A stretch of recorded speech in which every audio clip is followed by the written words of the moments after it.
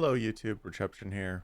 In this video I want to discuss my plans for the future and how I'm going to get better at the game and just what I'm doing in general regarding these videos. Right now I am trying to practice about 2 champions per role, so I'm playing all 5 roles, kind of rotating them in and out in normal games. And I'm playing usually 1 hard champion and 1 easy champion. At least that's my plan. So in top, I'm playing champions like, well, I'm playing a lot more in top because I just know a lot of the champions and I play it more. But I'm planning on playing like Set, Jax, Renekton, Garen, Aatrox, and kind of revolving between them because those are all champs in like the top 10. And I'll probably add in some more of those champs that are in the top 10 as I continue playing, things like Tryndamere. Uh, I don't know how many games of Tryndamere I'll have to play to be confident I know how to beat him. I don't really plan on playing a lot of Tryndamere, but it would be nice to know his strengths and weaknesses and practice it. So in mid, I played a handful of action games, and Lux is my backup. Uh, and action seems really strong, and it's crazy because I haven't played that many games and I feel like I'm making a lot of mistakes and I'm still racking up 10 plus kills. And I think what I what I want to do with this and what I've been planning on doing with these 2 champions per role is that I'm trying to play the S tier champions that I see. I'm trying to play things like Garen, things like Lux, that are pretty straightforward and easy, don't have a lot of buttons to press or anything crazy, no wild resets into huge flash combos. Just try to land your E in laning phase, try to land your Q in laning phase, and just push your opponent out of lane. Just really basic strategies and concepts that don't really change on any champion are true with Lux and Garen. So bottom lane, I'm just playing two of the S tier champs. I'm playing Jinx and Kai'Sa. For support, I pick 4 supports. I'm playing Nami, Lulu, Leona, and Thresh. And those are like 4 of the top picked champions. They have high win rates. And just really planning on learning the S tier champions, the champions that I see every game that I struggle with when I'm playing Renekton. It's like, yeah, I see action a lot. If I practiced and played 40, 50 games of action, I'd know how to beat him. And then I can switch action out. I don't plan on maining action. So I switch him out and play something else that I don't know how to play, like Zoe or, I don't know, something weird like Lucian mid, whatever's popular in S tier, effectively. So I'm putting a lot of effort into that rather than putting time into ranked games, unfortunately. So still kind of in a ramp up stage where, yes, I'm working on getting my skills up in the game, but I'm not actually ranking up. I'm just learning the game again. So one thing I did is yesterday I spent about an hour, maybe it was even more, making room pages for all those champions I just mentioned, and really just reading through all the runes, thinking about what I would pick rather than just going and looking at the guides that tell you what to do. And then afterwards, seeing if my rune pages match up with what the guides say. And some of them match up pretty closely and some of them weren't close. Like for Darius, I chose a Hail of Blades because I thought it would be really good to walk into lane, get 5 stacks really quick, and then fight. And the rune pages, of course, the guides suggested to go Conqueror. And Conqueror is really good in the mid game, towards late game. Get a lot of stacks on Conqueror, and then you just dominate. So, but Hail of Blades is certainly better level 1. I mean, it's crazy good level 1. So, yeah, there's a little bit there where I'm thinking, I bet most players have kind of tuned their brains to think, okay, this is how much Darius can do to me level 1. It's a lot. Darius is really strong level 1. But if you add in Hail of Blades to that, Darius just can kill people. So I took that into a game and I killed people with Darius with the Hail of Blades, and people were surprised. In the late game, I didn't do well, but my whole team was trolling and feeding, so we ended up losing. I don't think Conqueror would have changed that. But yeah, I think I got like 5 or 6 kills early just based on switching that rune. I don't think I would have killed. I was fighting a Kayle, a Kayn, and a Yone. I don't think I would have killed any of them if I was doing Conqueror. They walked in for a short trade. I made the short trade and crushed them. So I'm finding that I can make a lot of these improvements just by rethinking how I think about runes, actually thinking about Conqueror and going, okay, this is when Conqueror's strong. Conqueror's strong with these long extended trades, post level 4, going into late game, rather than just saying, okay, well, Darius always takes Conqueror, so that's just how strong the hero is. It's like, no, you got to play around your runes. You got to think about your bone plating. You got to think about your summoner spells and what your opponents have.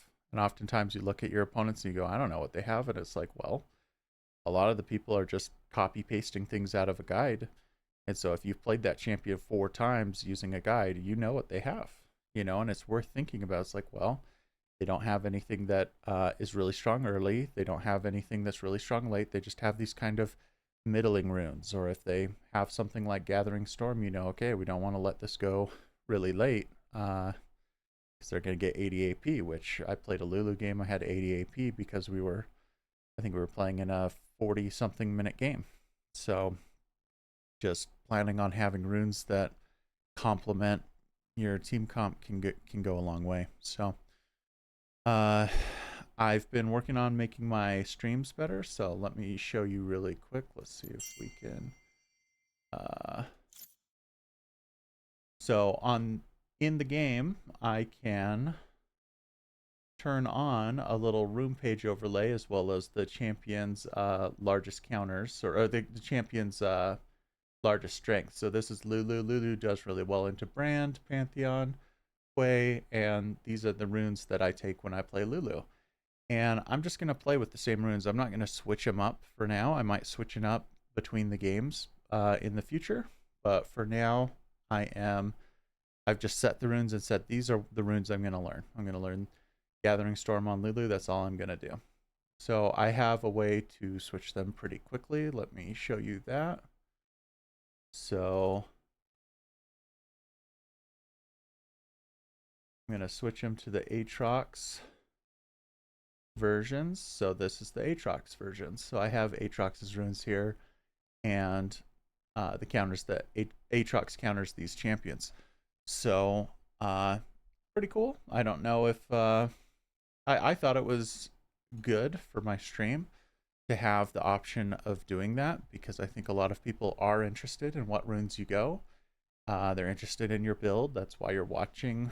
If I have a 15 kill action game, they want to know what runes I took. They're like, wow, I've never seen somebody take Jack of all trades. How'd you make that work? And the thing is if you don't know how Jack of all trades works, it scales by having different types of stats on your items. So if you have magic resist boots, you get magic resist, you get movement speed, and you get tenacity. That's 3 different stats.